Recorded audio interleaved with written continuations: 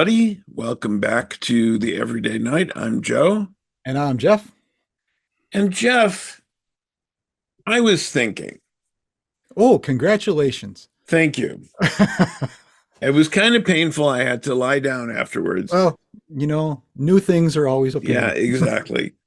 Um, we have just been through commencement season, Yes, and and they've been many, much in the news. yes, and many commencement addresses, commencement speeches are publicized, recorded.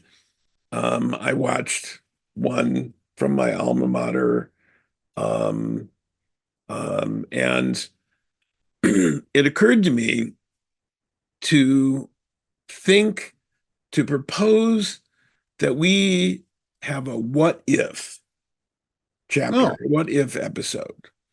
all right. What if our podcast, The Everyday Night, you've heard of it, I've heard of it. becomes wildly successful? Oh, Millions of followers in the news, making news, people quoting us, and we get invited. wait. That isn't that happening already? It, hey, it took Bill and Ted a while to, for Oh, wild okay. stallions I see. to Okay. change the world. So, um, yeah, we get invited to deliver the first, as far as I know, two-person commencement address to at a Prestigious Ivy League prestigious, university. It's got to well, be. yes.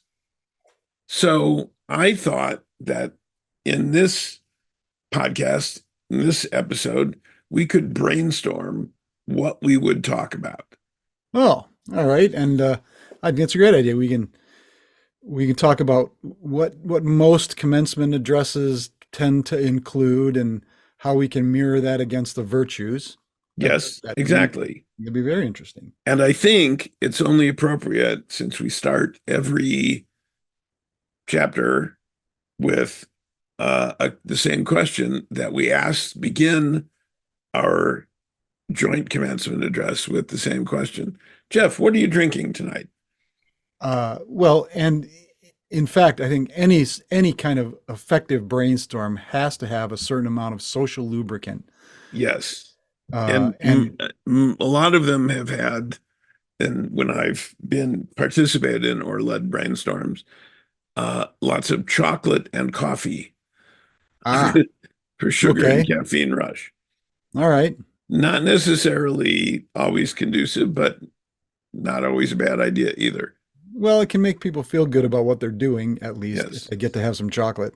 Get some Um, energy up in the afternoon. right. But I think some of our more some of the finest creative minds have indulged in a mood altering substance from time to time.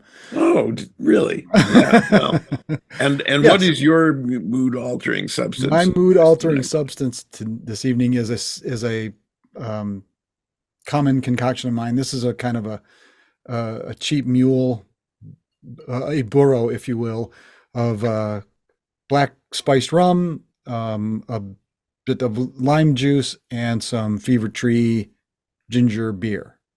Yeah. Rather spicy. Um, the it's a the black spice rum is the Kraken Yep. brand, which easily accessible and not too sweet, and I like it. You, Yep. sir, what is your beverage for the evening? I have a penicillin, specifically a spicy penicillin. It is honey syrup, lemon juice, fiery ginger syrup from Lieber and Company. Okay. The traditional penicillin, you muddle ginger in Okay. in a glass, but this is I use their fiery ginger syrup because I like it, and scotch. And Scotch. yeah, Interesting. and it's shaken with ice and strained into, Not stirred. not stirred. Generally, as you well know, when you have other ingredients than a liquor in a mixed drink, you shake it rather than stir it. Yes. Yes. Mine is stirred actually, Yeah. just because I wasn't putting it in a shaker. I was just adding Yeah. over rocks. So Well, here. And to all the graduates here. yes, congratulations, which seems to be the underlying theme to most commencement addresses. Yes. Now um I've in addition to watching several online, there was also I attended my undergraduate graduation. The speaker was Newton Minow, the former head of um, the Federal Communications Commission, who coined the phrase "television is a vast wasteland." Oh, and also the person for which the ship on Gilligan's Island was named. Yes, yeah, actually, I'd heard that. He was also a graduate of my alma mater, Oh, and so okay. they invited him. And the one thing I remember from his commencement address was he said, "You will not remember anything I say," thereby proving himself wrong, Right. as I remembered that. The To next year, challenge somebody to forget something. yes, the next year I attended the commencement the year after I graduated because I had stayed to take some additional coursework to get my teaching certification. And the speaker was Buckminster Fuller. Oh my. I was very excited about that. Unfortunately, the acoustics were so bad, I could only hear like every third word. La la la la, geodesic. La la la la la, la. And And I bet old Bucky Fuller would have had some choice words to say about acoustics too. yes, it was in a big old sports Ah, um, arena, and um, it was so it was really disappointing because I had wanted to hear what he had to say. And then my graduate degree, I attended the commencement. I worked hard for that, and I wanted to be there. And the speaker was also alumni of the university as an actor hmm, who talked about perseverance and success and a lot of things that I think that are common to speeches, right. such speeches. I've also watched several others online, and sometimes they're good, sometimes they're average, sometimes they're funny. I think what people remember most, graduates remember most, is, ooh, we got somebody cool or well known or something. Right. Um, but I did find an article. This writer analyzed 100 graduation speeches. Here are the 4 tips they all share. Number 1, dream big. Number 2, work hard. Number 3, make mistakes. Number 4, be kind. Thank you all and congratulations. I mean, that's, you know, Right. Yep. but Uh, I think there are other things that go into them. And I think you had some thoughts about well, that. and I have not studied commencement addresses. I was not uh, attending a commencement ceremony in my undergraduate degree was not convenient nor affordable at the time. I'd moved away because I graduated at the end of a summer semester and they didn't have a ceremony. So I mean I graduated. I fulfilled all my credits at the end of a summer Mhm. semester and they didn't have a ceremony. I would have had to come back for the fall semester ceremony, but I was living 3 hours away by then and 2 hours away, and it was the bill for it would have been exorbitant at the time and completely out of reach for a brand new college graduate who didn't yet have a job in his field. Yeah. So, but the ones I've seen, or even just clips of the ones I've seen, there seems to be a uh, almost a balancing act between being uh, a dose of reality. You know that occasionally you'll see a commencement speech that is you're not as special as you think. And you're going to have to Yeah, work hard to get anything at all. yeah. And but then it's balanced somehow with encouragement that you've already done this much. So you've got the potential to do it. You just Mhm. have to work hard and do it. It's not going to be handed to you. There's no That's which is a damn lie because I graduated. I went to depending. school with people who it was handed to, but Well, anyway, if those people bothered to go to the commencement, they then weren't paying attention anyway. So yeah, so they were probably drinking out of a flask in the back. yeah, But for most people who go to college, it's in order to enter the workforce with some kind of perceived advantage.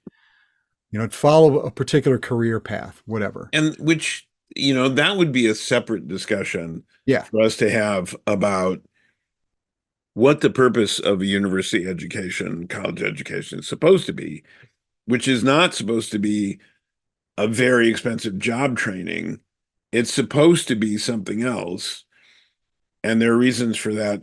But that's kind of yeah, off topic. That's that's a a whole other different topic. discussion.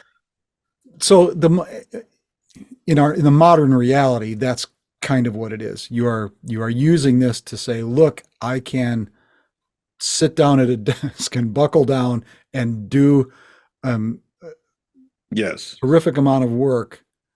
Um, I can be relied upon. I can be trusted. And I know these things, and I have this training.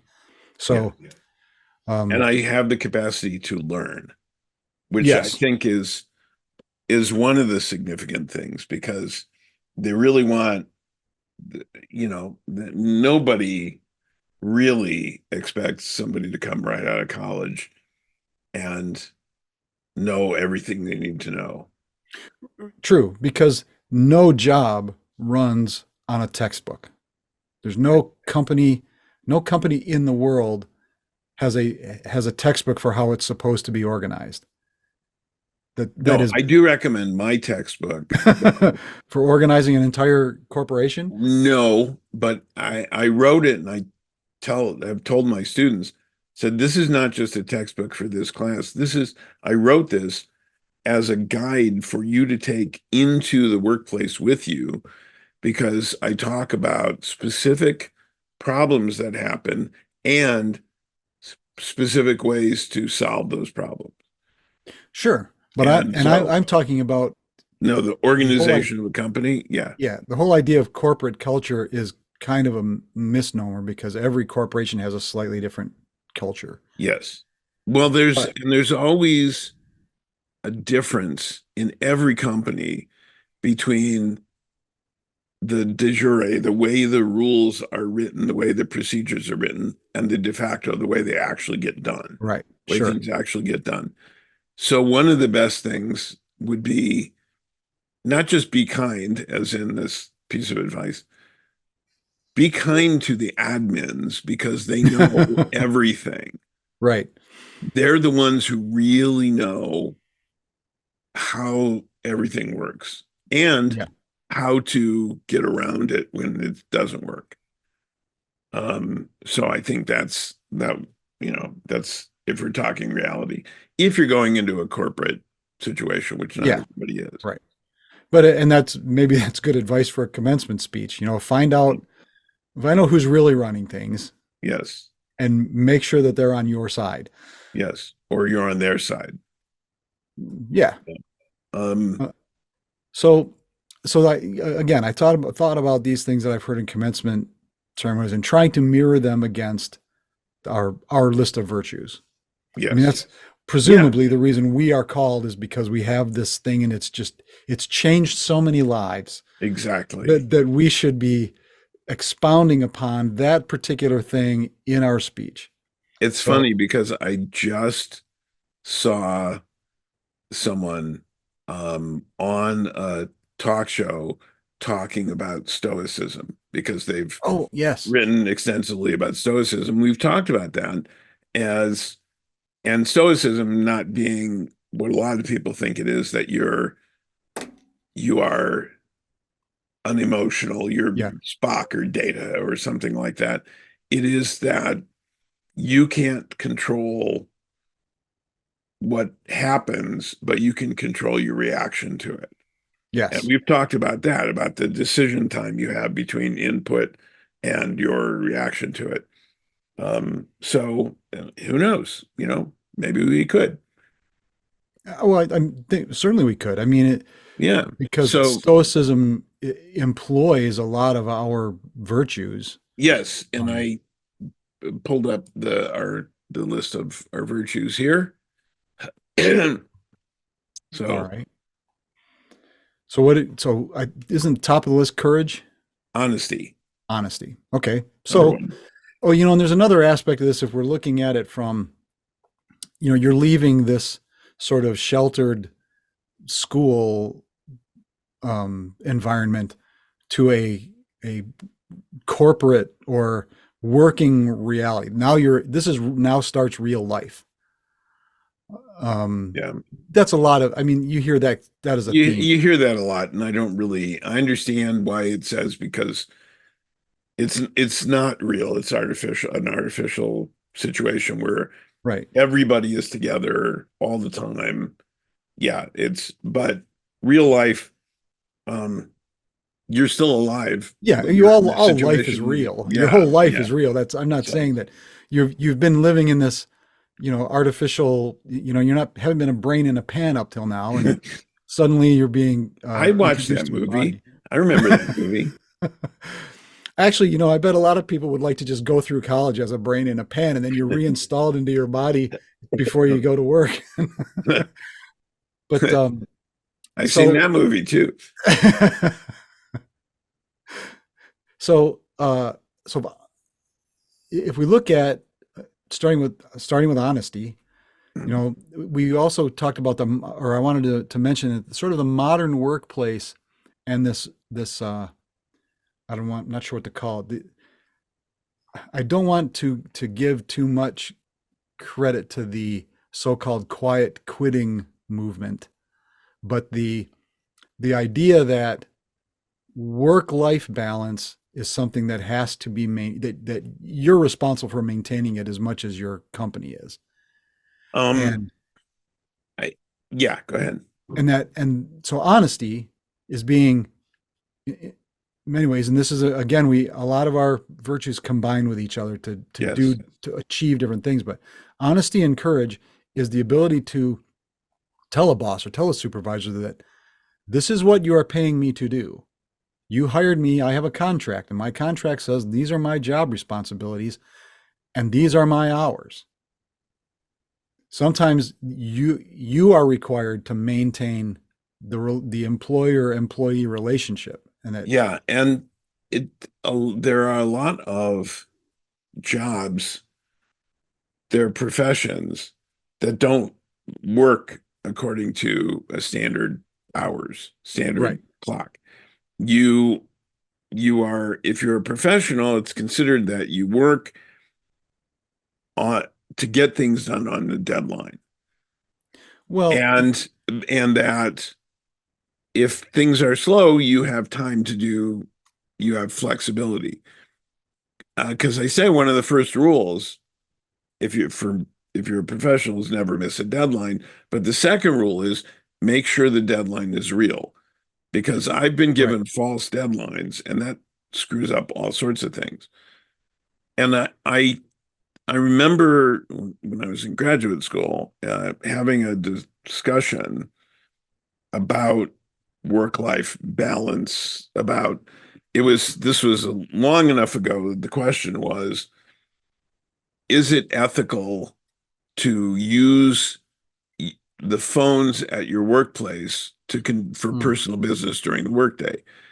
And the rest of my cohort, who had 25 years less work experience than I did, all said, no, no, you shouldn't do that. And I said, wait a minute here. Work-life balance is not work-life separation. It's work-life integration, in that good, well-managed companies understand that if you can conduct some personal business during the workday, which is when you need to do it, A lot of times it's a the lot only of thing. times, Yeah. you can then go back to work and do stuff with a clear mind and renewed energy because you're not worrying about this. And that proved true when there were companies like Google who had on-site dry cleaners and daycare and massage therapists, all sorts of things, so that people wouldn't have to leave. They could spend more time working there. Um, I think that's also a trap. So yes, I do agree. It's your responsibility as an employee to find that balance. But if you find that you're working for a company that doesn't respect the balance and or integration of work and life, Hmm. find a new company Well, and because that's there where, are companies who will absolutely take advantage of you.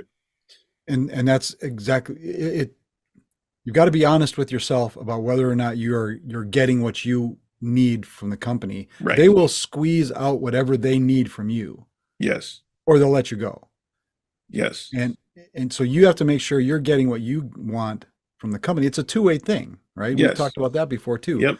It's an agreement you have made. I will work, you know, under these circumstances and for this long and this hard, and I'll produce this much for this compensation and these perks, whatever they are.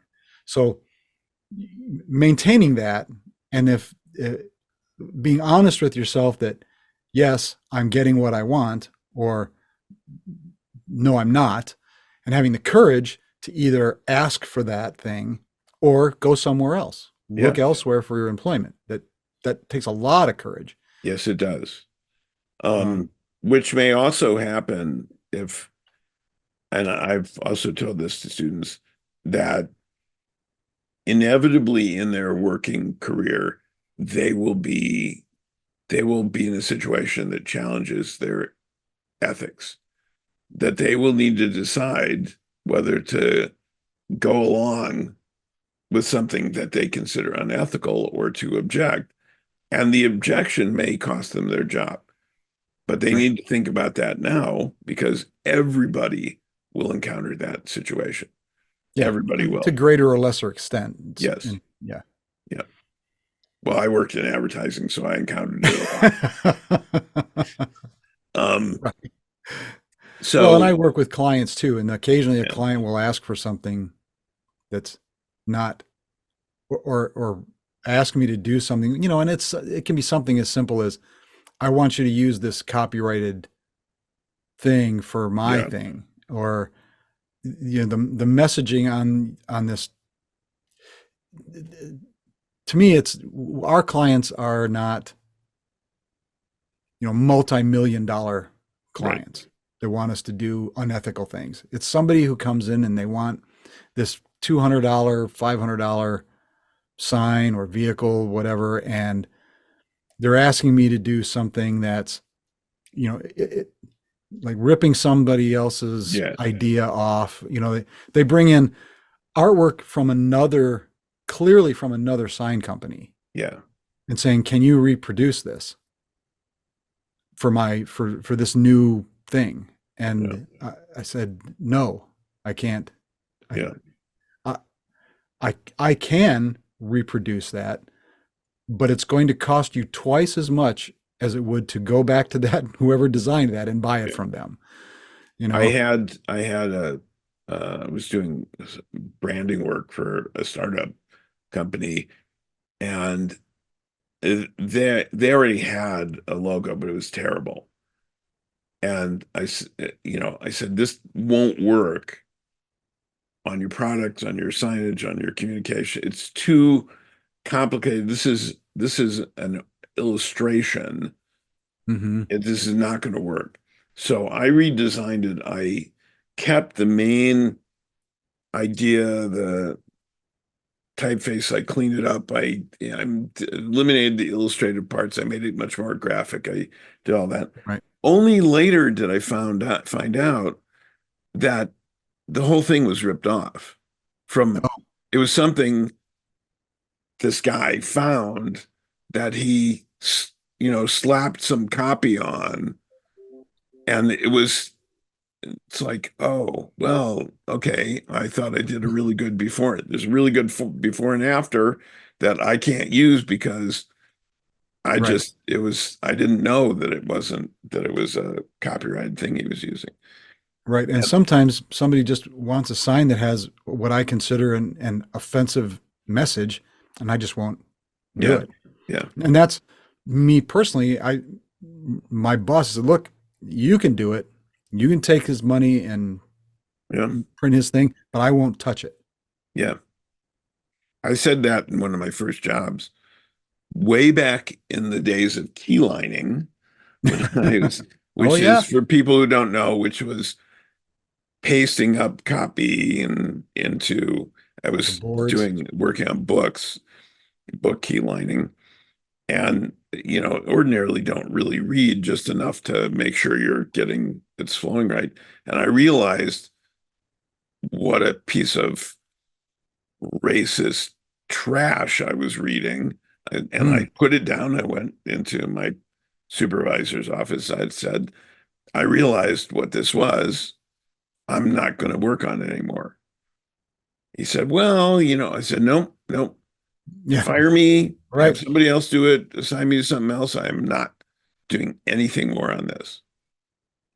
It's like, okay, that was it.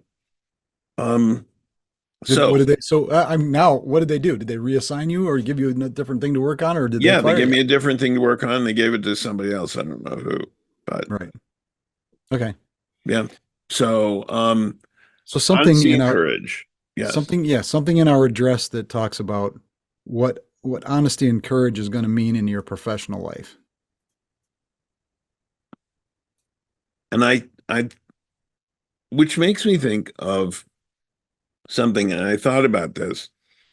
I think the the commencement address, I think there should be another version of it when people start school. I Oh, think it should be welcome to school, welcome to college, welcome to university. Here's the advice you should be getting and not have to wait 4 years to get. You should be getting this advice now. So right. that would be, I think that's would be a useful thing. Now, because the new student orientation doesn't have that stuff. It doesn't have things like read the fucking syllabus, Right. A find common theme your amongst, professor's office hours and go to them and ask questions so that they get to know you and you yeah, get to know them because that's really useful. Um, Never miss a deadline. Make sure you know what the deadlines are.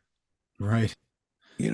If Don't you've expect, got a problem, communicate it to all kinds of stuff like this. That would be really useful, and I've never seen that happen. and yeah, and I think there's and I've actually heard this in some commencement ceremonies that your parents can't save you here. Your parents can't come in and yell at a tenured professor and Right, get them to change their mind. right. If that's worked for you in the past, abandon that hope now. And it's not going to work for you in a workplace either. No, absolutely, certainly not. But um, just college, you know. I yeah, mean, if your parents donated a library, you might get a pass on something that you wouldn't otherwise have got.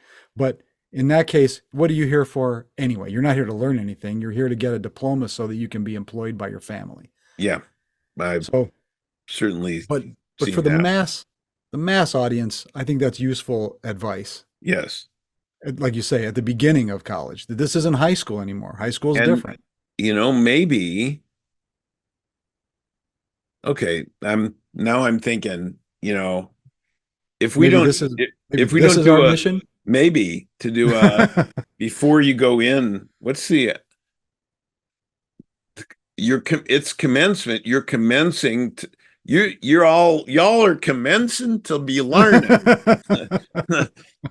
A So pre-commencement, a pre premencement, pre-men, pre, no, pre, that's too much like premenstrual. We don't want no, to. prehensile. Yes. Well, if we can grab their attention, Aha, that's a prehensile and Gretel. that's a tail pun. Tail about a Yeah, tail. yeah, prehensile and Gretel. I think. Pre-Hansel and Gretel. Yeah. I like that. um. So let's continue with this for the moment. All right. Um. So, generosity. Generosity. Yes. Well, Um. So in when people go into a profession, they have to be able to collaborate. right. And tell my, I've told my students that the classroom is, except for a test, the classroom's collaboration. You should be, if you can help somebody, help them. If Sure. somebody else knows something and you don't, they should help you. It's not all, it shouldn't all be one way from the professor to the students. The students should be helping each other, and so be generous with your time and knowledge, and share that. Um, because And that in the workplace, that actually goes a really long way. yes. And particularly in the workplace, um, a lot of companies, when considering someone for advancement, look for leadership skills Yes. Yeah. and the ability to lead means that the ability to lead is the ability to get people to follow you. That's There's a difference between command and leadership. Yeah. So leadership, if you give enough credit to the people who are helping you rise, that's good leadership. Yeah. They will continue to help you and you can help them. And so that generosity, making sure that people who are you are working with, or who are working under you or whatever, get the appropriate amount of credit for their work and their interest in what you're doing. So yeah, generosity. Yep. Prowess is being good at what you do. Yep. And that means continuing to improve at what you do. It doesn't mean, oh, you got your degree, now you don't need to improve anymore. No, it means, yeah, okay, now you start learning again. And it's a continual process. If you're really going to be good at something, keep you have to keep working at it. Well, and even while you are in school, Yeah. you know, maybe don't do the bare minimum. Don't just get the assignment done. Look past the immediate test necessity Yes. for a little more insight. If you just get a little more insight every time you're asked to undertake some project, it'll go a long way and it becomes a habit. It gets Yes. easier every time you Yes. do it. And There's also a method, and I could share the studies I've seen on this, that the best work is not done by the people who do it to completion as soon as they get the assignment. And it's not done by the people who procrastinate and do it at the last minute. right. Because in both of those situations, people are just putting down whatever they can put down to get it done. The best solutions, the most innovative, the most creative, the most breakthrough ideas come when somebody jumps into it right away after getting the assignment and then puts it aside for a while and comes back to it with fresh eyes after it's been percolating in their brain for a while, and then with enough time, then can take it further. Um, and I think that that's really, like, also that when they're starting out kind of advice, but that's Sure. useful also in the workplace. Um, So I did see um someone in a commencement address say, don't people always say follow your dreams, follow your passion. And this person said, no, don't do that. Follow your talent. Right. And whatever it is you are good at, keep doing that with passion. It becomes your passion. The better you get at it, the more it becomes your passion and the better you will continue to get. And then that becomes the thing that you really do. Um, the I think there's truth in that, but there's also a problem. Because if people only ever do the thing that they are initially good at and get better at that one thing, they tend to not be very well rounded. And But so their thinking tends to be very linear rather if than I think if someone is allowed to be an absolute specialist, yes, that's true. Specialists can be well compensated, yes, certainly. If you are very, very, very, very good, that you can justify being that much of a specialist. But almost every profession, if you are trying to turn a talent into profession, you have to develop and gather ancillary skills, yes, and or else you'll knowledge and knowledge, yeah, knowledge. Yeah, or you're going to fail. You can't yeah, usually support yourself with a single talent. right. You can, or I should say, you can hire your talent out to somebody else who has better ancillary skills than you. That happens all the time. So, and that's certainly a reasonable career path. You know, um, you find a talent, get very, very, very good at it, and then sell that skill to the highest bidder. Yeah, I think, however, with the change, the pace of change and Right. technology in society, I think that, I was a very good keyliner. That was Right. not going to be I remember thinking to myself at one point, well, this isn't what I want to do all my life, but I know at least I can always get a job as a keyliner. And not anymore. No. Yeah. Um, so that the idea that you can be very good at one thing and then that will be what you can do forever, that's I think that's gone. I think the idea that you will find new ways to apply it or new Well, ways but to that's execute that those talents, those skills. yes, and I And think I that's what you're prefer the talking about. word skills to talent I because agree. talent undermines it minimizes the amount of work that goes into it. Say, oh, they're talented. No, they're skilled and they're skilled because of work. So, Right. And I thought that's what you were going to say before you said yes, talent with skill. And I yeah, agree with you that you're a talent, you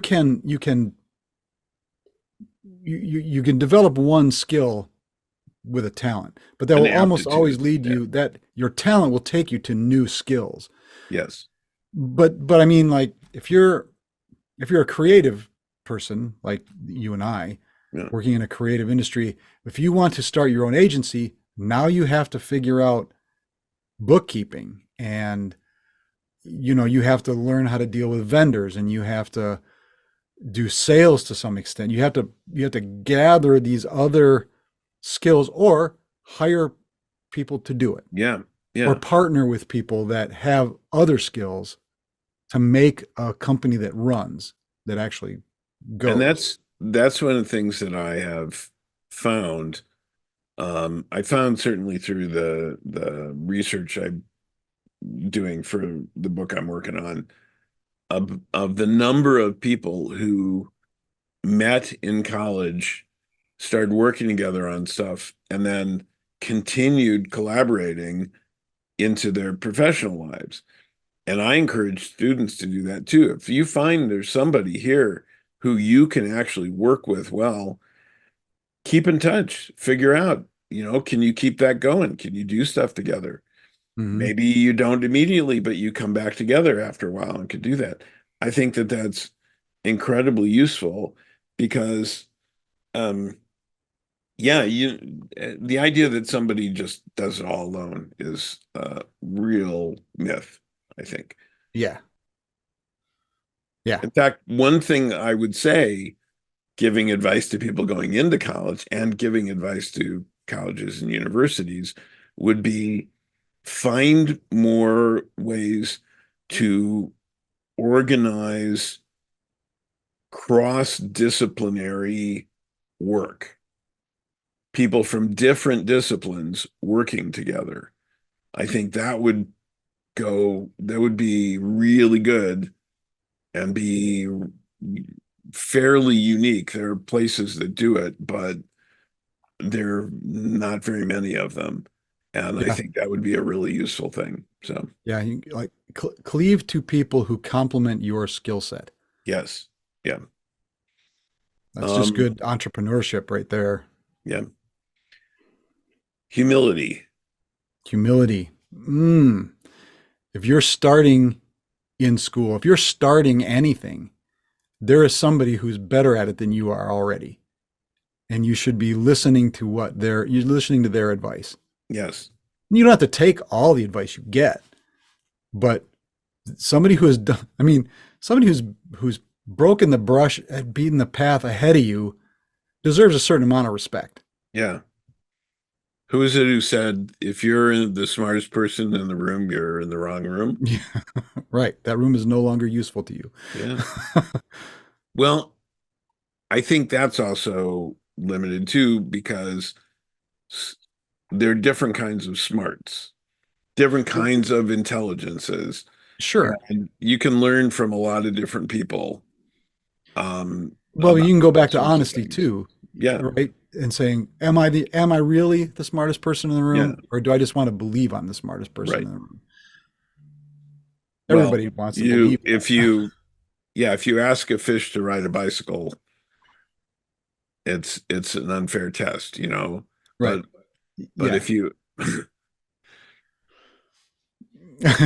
yeah, but so if you sink the bicycle and you never mind. yeah. Um, Courtesy. There's such a thing as professional courtesy, Yeah. right? And I think that uh, we've talked about appropriateness, which actually propriety is next. Right. And courtesy, I think, is important. If you don't, and we talked about that, is it's a way of showing respect to people. Right. And um, Well, it's just we've defined it as a way to socialize effectively. yes, That's what really what courtesy is just understanding how to socialize without being a bore and without being, the without being so introverted and afraid of everything that you can't yes. interact. Uh, And that goes a long way too. That I think courtesy there it's not only the social interactions, but I'll just give one example. Long time ago, agency I was working at, account executive came to my office. He wanted to talk about a project. And I said, well, this your account is usually handled by this other art director. And he said, yeah, but if I talk to them of 20 minutes of complaining about how awful things are and how unfair it is before we can get down to business. When I talk to you, you just say, "How can I help you?"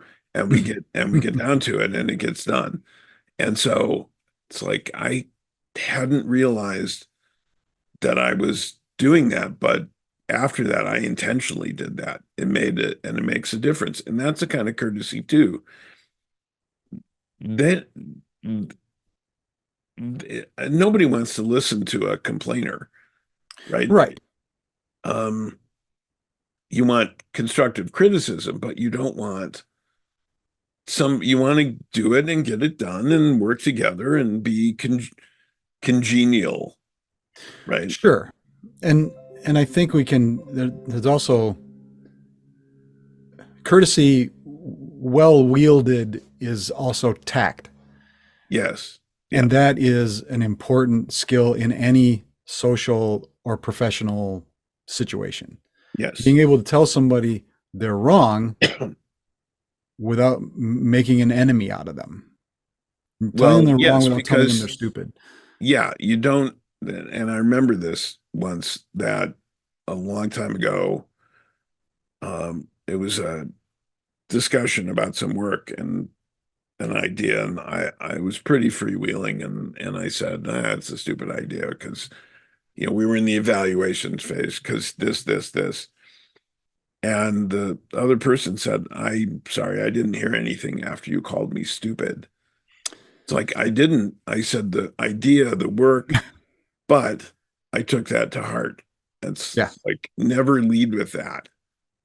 Never always keep the focus on the work, not on the person. right. And um being new well, there's a whole thing on how to give a critique. That's Yeah. also something, how to participate in a critique is something that I would also add to my you're about to start college, you're about to commence Hmm. college. Here's the speech for that. Um, I may just write that as an article because I think that'd be a good one. Sure. Um, um, propriety. Well, Yeah. yes. There's there as Americans, we've talked about this before. We have this sort of underlying um I don't know, affinity for the iconoclast and the rebel and somebody who shakes things up and doesn't, you know, stand for the status quo and is always pushing and I got a little moth in here. um, but but that can just be counterproductive at times. And it can also be arrogance covering for a lack of confidence Yes, and a lack of skill. Somebody who they really don't have it, but they have convinced it. It's really emperor's new clothes in a lot of ways. That sure. no, they don't. They've fooled everybody by with their attitude. I'm so good. I don't have to be nice because I'm just that good. Nobody's that good. Well, even that, it's like a certain. I mean, we talk humility Yeah, and pride. Pride that you can't. You're so insecure that you can't recognize anybody as better than you, right. even when they have skills demonstrably superior to yours. Yeah. You can't admit it, um, and that's just tiresome after a little while. Yes, Doesn't make you friends in school or the workplace. right. So Be easy to work with. yeah. Really, it makes a big difference. Um, Moderation. Well, if this is getting ready to go into college, moderation has lots of applications there. Well, if it's ready to go into the workplace, if it's a Well, graduation commencement, then in any case, in any case, yeah.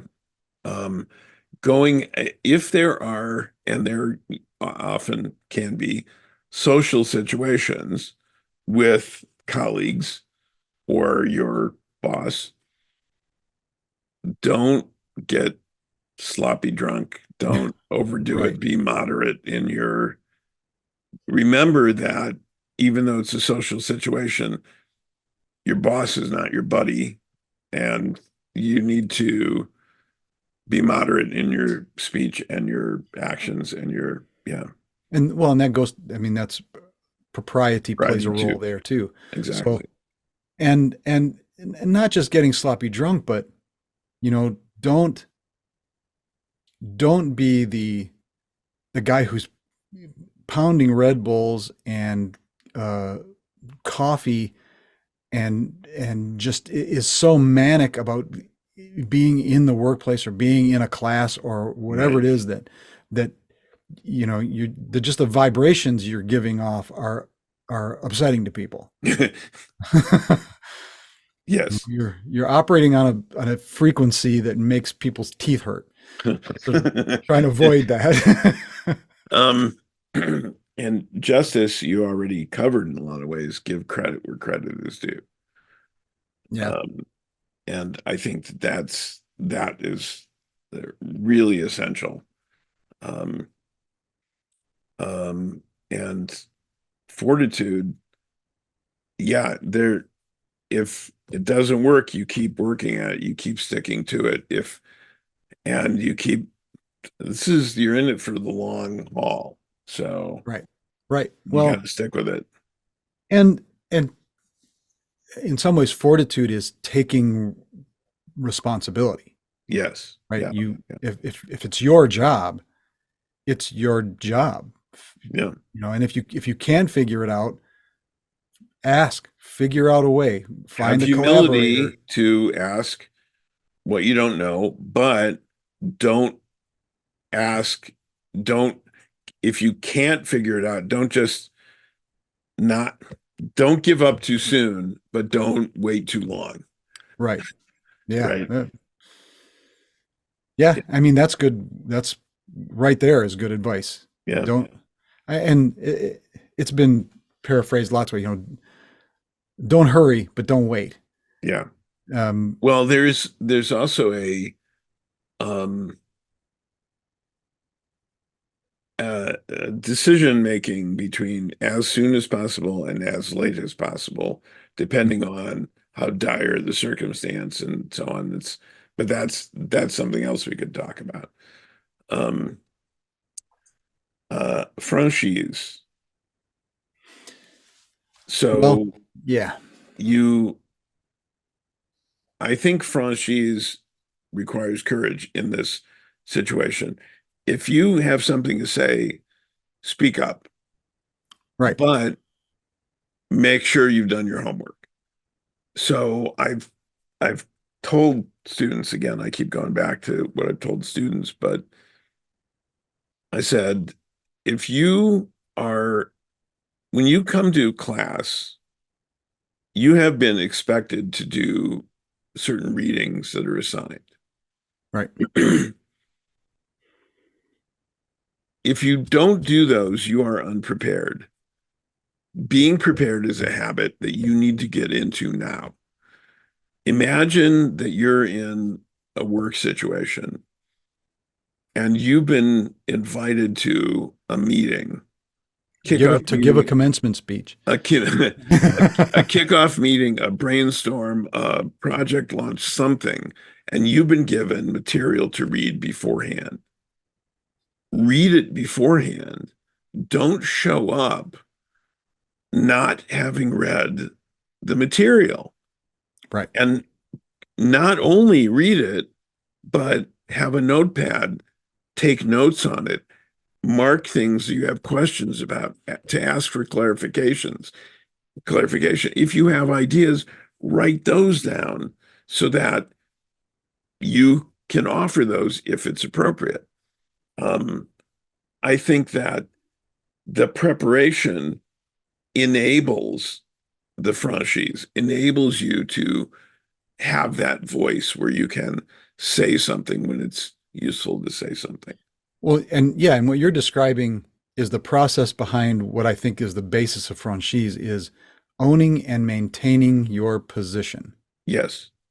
And Yeah. so that is how you do that.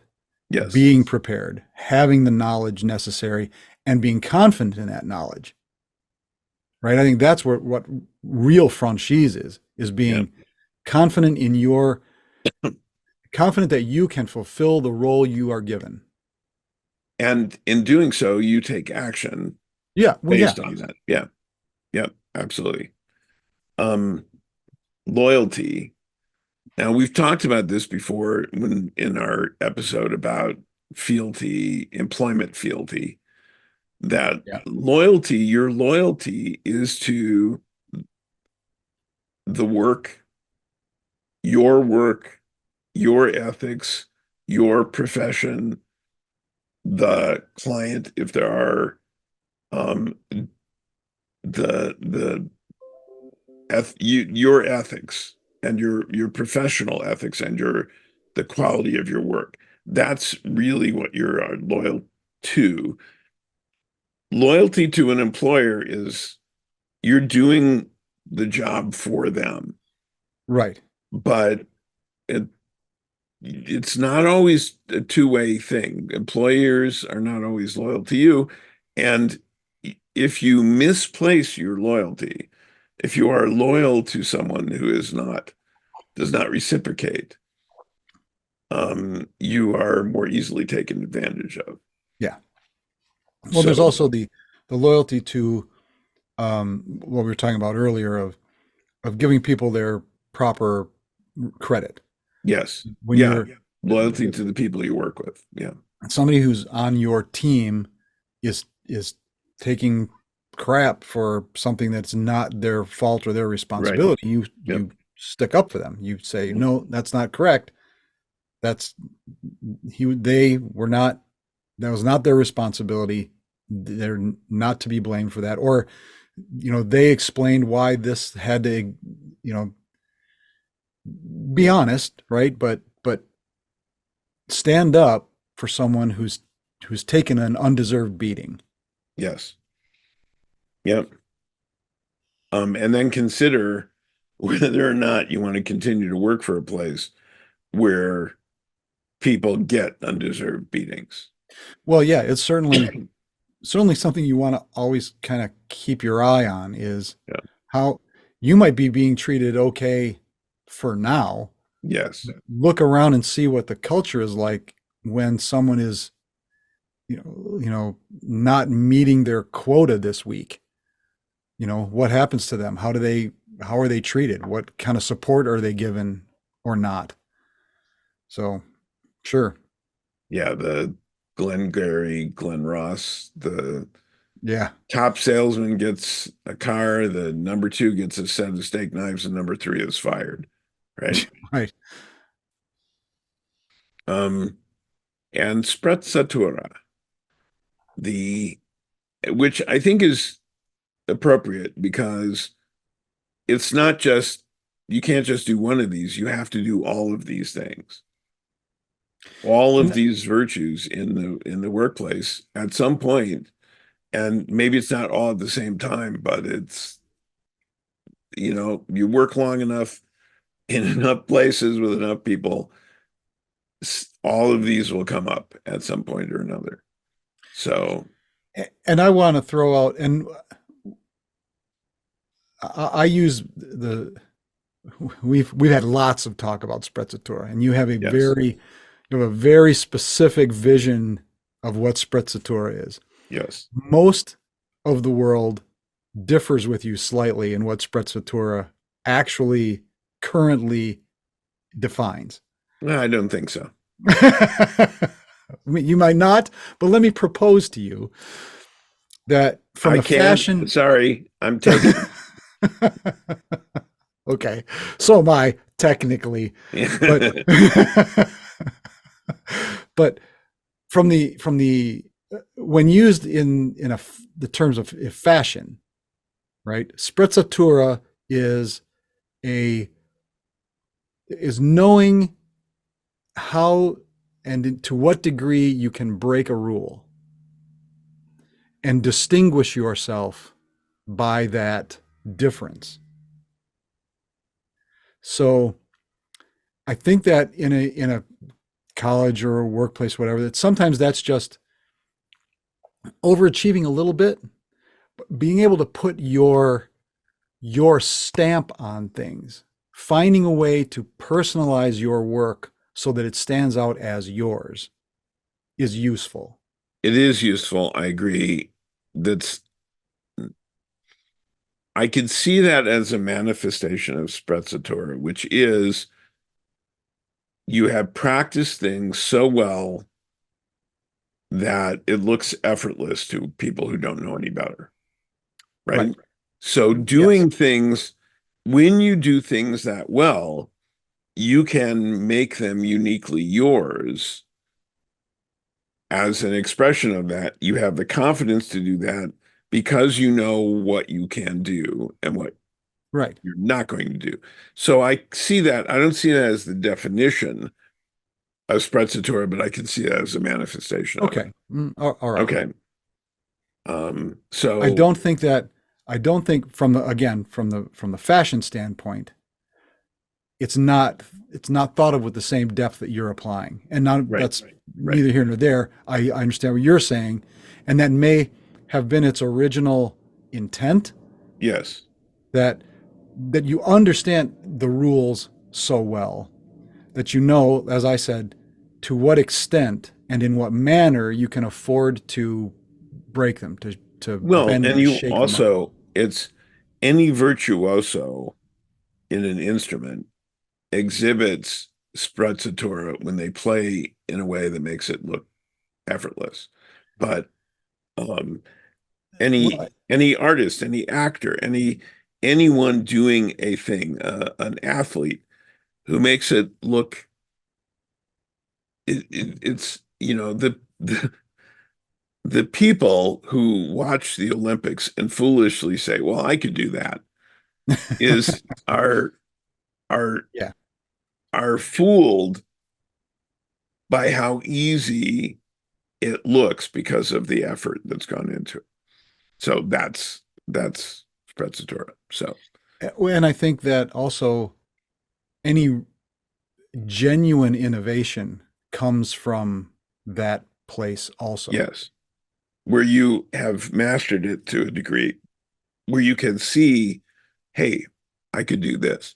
Yeah, Um, yeah, I think of impressionism that way because there's in the traditional academic painting of the time, which Monet was certainly skilled in, um, colors are applied in what you might now think of as an impressionistic way, but then blended. hmm And I imagine him at one point saying, well, wait a minute, what if I just don't blend here and I just take this further?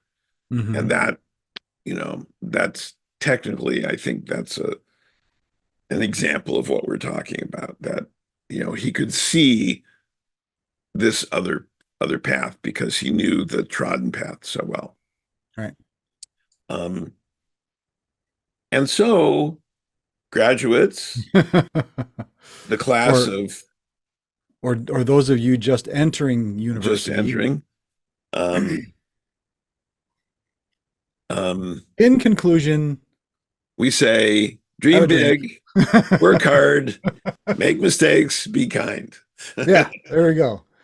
All of this can be summed up. let let me explain. No, there's too much. Let me summarize. I think that I mean I really do think that what we're talking about is in a lot of ways the essence of what we've talked about in all the episodes. Yeah, What's the modern day practical application of the chivalric virtues? And sure. I think that would be good advice in a Well, commencement yeah, speech. and aimed at a what one would hope is a receptive Yeah. group, right? About Yeah. to embark on a life-changing Yes. adventure. Well, and obviously fans of our Well, podcast. yeah, yeah. One presumes that we will be broadcast beyond simply the audience. Oh, yes. So, yes, but we will have to be doing this in virtual reality and, I think 30-foot tall holograms of us yeah, there you go. striding as befits our stature across an enormous stage, talking to all these little people. Oh dear. Yeah. What? Well, I do. That doesn't sound appropriate to you? Oh yeah, perfect. Perfect. Perfect. In all humility. In all humility, Yeah. I'm only 30 feet. I mean, Yes. I'm not asking for a lot. I'm not Well, asking to be seen for miles, just, yeah, just a couple hundred yards. yeah. Well, and I don't know if we will take this and actually turn it into a deliverable speech. We just hand people a set of recordings of this podcast as a Well, graduation present. the, well, this has taken us over an hour, and I think it would be too much to ask a bunch of college students to sit for an Yeah. hour when they know that they can start drinking as soon as it's done. So I think we would, if we were to make this into a Y- speech, You're assuming they're waiting until it's well, done? we Okay. hope, one hopes, Yes. right? Yes. So yeah, I think if we were to try and make this a speech, I think we would have to edit this down to about 20 minutes tops, Yeah. 10 minutes ideal. Yeah. Well, maybe we could do that. Maybe not. Maybe we could. Yeah. Maybe we could. Okay. And maybe we could just sell copies to universities. Oh, No, excuse me.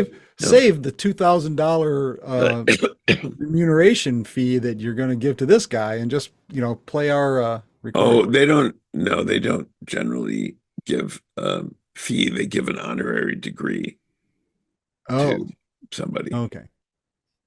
Well, Doctor of yeah, Humane Letters. that and $6 will get you a latte. Honorary degrees. Yeah. Um, okay. I think we've about covered it. Yeah. It would be a lot better advice than, I mean, the only advice I got going when I started university from my aunt, who said, "Don't let people borrow your clothing." Well, that proved to not be very helpful. No, Um, I thought I took the most significant advice that I got was from Heinlein's book that we've already talked about, with keep yeah. your weapons and your clothing where you can find them in the dark. That was that was the best advice the only advice that stuck with me through all of college, really. Specializations for insects. So, That too. yeah. All right then. So I think we've about covered that. All right. So, At this point, we're just loitering.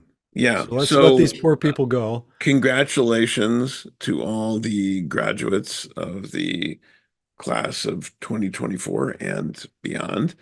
And God help you. yeah, it's it can be difficult out there, but you don't have to do it alone. I Right. think that's really the key thing. Humanity evolved as a societal entity with collaboration and Yep. kindness and all of We've these. established that. There's a reason for all these virtues. So you don't have to do it by yourself. Do it with other people. So It's so easier and with more that, fun. yeah. So with that, please like, share, subscribe, send us your ideas for topics for our discussion. And until we Yeah. see you And next time. well, and if you want to offer us any honorary degrees, I'm sure we would Oh yeah, entertain. yeah, yeah, yeah. So And in the un- meantime, in the meantime, until we see you next time, be thou a good night. and true.